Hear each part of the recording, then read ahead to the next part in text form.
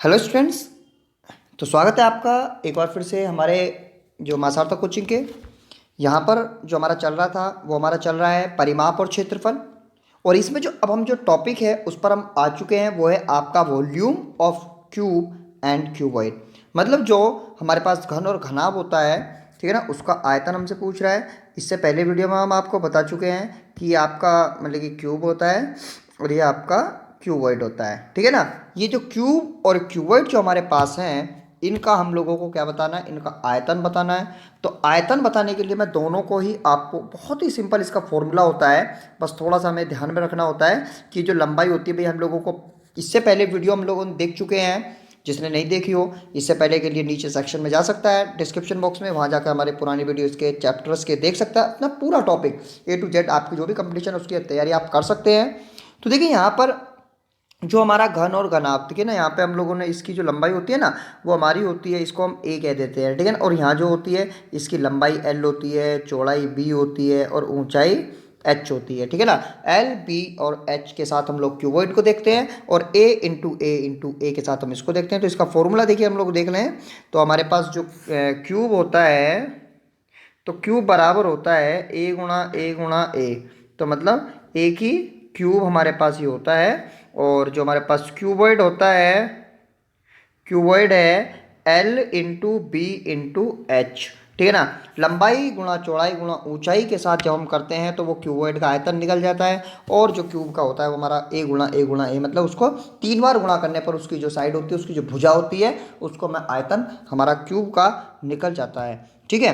तो देखते हैं कुछ इसके सबसे पहले फॉर्मूला बेस्ड सवाल, फिर उसके बाद और आगे करेंगे। देखिए तो देखिए सबसे पहले हमारा जो सवाल है वो हमसे पूछ रहा है घनाभों का आयतन हम लोगों को बताना है। तो घनाभ का आयतन बताने के लिए अभी मैंने आपको बताया एक हमारे पास सूत्र होता है L into B into H. देखिए कभी कभी कोई यहाँ पे कैलकुलेशन में मिस्टेक हो जाती है तो उसको बाई चांस आप करेक्ट कर लिया करें, क्योंकि इससे पिछले सवाल में हमारा जो था ना वो हम लोग वहाँ निकाल रहे थे कि 2 इंटू हमारे पास L B plus B H plus H L, sorry 6a²। तो वहाँ 6 की मल्टीप्लाई करने की जगह 2 की मल्टीप्लाई हो गई थी तो वहाँ 6 की होती। इसको आप थोड़ा सा गौर करा करें, ठीक है, कोई बात नहीं है। देखिए यहाँ से देखिए हमारा जो पहला सवाल है इसको सॉल्व कर लीजिए। तो देखिए एल की जगह आपको 12 रखना है और यहाँ पे आपको 10 रखना है और यहाँ पे आपको 5 रखना है। तो देखिए 12 दुसाम हमारे पास 120 हो गए, 120 पंजे 600 सेंटीमीटर की क्यूब। देखिए यहाँ ये क्यूब लगाना आपका बहुत ज़्यादा ज़रूरी होता है, क्योंकि जो हमारे पास एक प्रकार से कह लीजिए कि जो आयतन होता है उसकी जो यूनिट होती है, जो उसकी इकाई होती है वो क्यूब होती है, ठीक है ना। क्योंकि इसमें 3 डायमेंशन होती है तो इसलिए यहाँ पे क्यूब हमारी होती है। तो इस बात को आप थोड़ा सा गौर करिए। और इसके बाद आपको देखिए इससे दूसरा सवाल आप बिल्कुल आसानी से कर सकते हैं, बिल्कुल आपको समझ में आ गया होगा। बहुत आसान होते हैं, सबसे ज़्यादा आसानी हमारा होता है क्योंकि इसमें आपको केवल तीनों की मल्टीप्लाई कर देनी होती है, ठीक है ना। 5 चौक 20, 20 दूनी 40 मीटर क्यूब, ठीक है ना। यहाँ पे सेंटीमीटर नहीं मीटर है, ठीक है ना। तो ये हम इस तरीके से इसको क्वेश्चन को कर सकते हैं। और बाकी इसका देखते हैं अब कुछ एप्लीकेशन बेस्ड सवाल हम क्यूबॉइड के, फिर हम उसके आगे चलेंगे।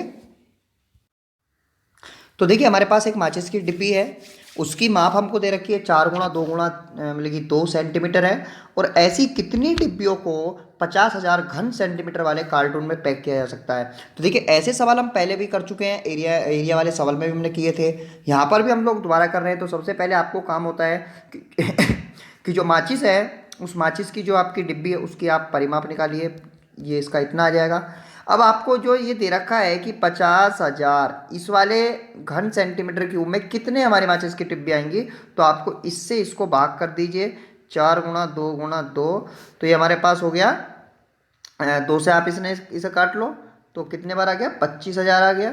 फिर आप इसको 2 से फिर से काटिए, फिर आपका कितना आ गया भाई 12,500 आ गया। फिर आपको इसको 4 से काट लीजिए, 4 तिया 12, 4 एकम 4, 4 दूनी 8, 4 पंजे 20, ठीक है। 3,125 जो है वो इतनी माचिस की डिब्बियाँ इस कार्टून में पैक की जा सकती हैं, भाग कर देते हैं, ठीक है। अगला सवाल देख लीजिए। देखिए अब आपका फॉर्मूला बेस्ड सवाल हो गया हमारा घन का, ठीक है ना। घन आप जानते होंगे, नहीं जानते हो तो एक बार फिर से आपको बता दें, ये आपकी घन है, ठीक है ना। इस घन का हमसे कह रहा है कि एक हमें इसकी साइड दे रखी है, साइड हमें 4.5 दे रखी है। हमसे कह रहा है कि इसका आयतन हम लोगों को बताना है, तो कुछ नहीं करना है, 4.5 की 4.5 में 4.5 से मल्टीप्लाई हमको कर देनी है। तो इसका जो हमारा आंसर आएगा भाई 4.5 की जब आप मल्टीप्लाई कर लेंगे 4.5 में, तो आपका यहाँ पे आंसर आ जाएगा कि 20.25।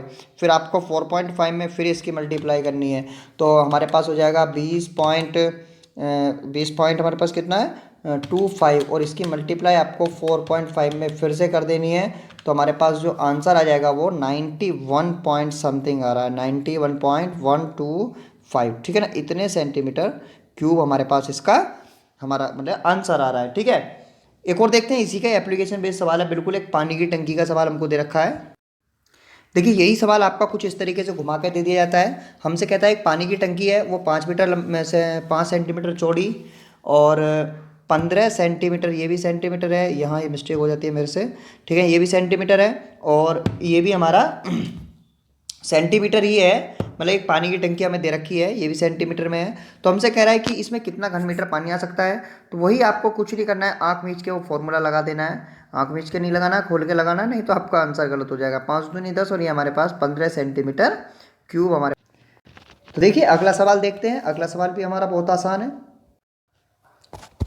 तो देखिए ये हमारा थोड़ा एप्लीकेशन बेस्ड सवाल है इसका, कि हमारे 4.5 मीटर एक गहरा गड्ढा है। ठीक है ना, तो गड्ढा वही आपको उसी तरीके का है कि भाई ये गड्ढा है ये, ठीक है ना, ज़मीन में मान लो इसको। ठीक है ना, इसको ज़मीन के अंदर आप मान लीजिए कि भाई हमारे पास, इसको कह दीजिए कि भाई ज़मीन के अंदर ये गड्ढा है। ठीक है ना, इससे ऊपर हमारी ये ज़मीन है और यहाँ पर मतलब कि इसको अंदर की साइड उसको बनाया गया है, ज़मीन के अंदर इसको बनाया गया है।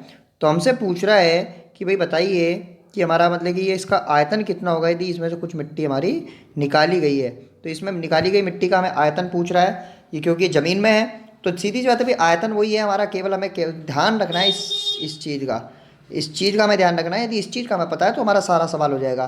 तो आप 4.5 में आप मल्टीप्लाई कर दीजिए। अभी इससे पहले मैंने सवाल इसमें कराया गया है, ये 4 वाला 91.125 आया था इसका आंसर।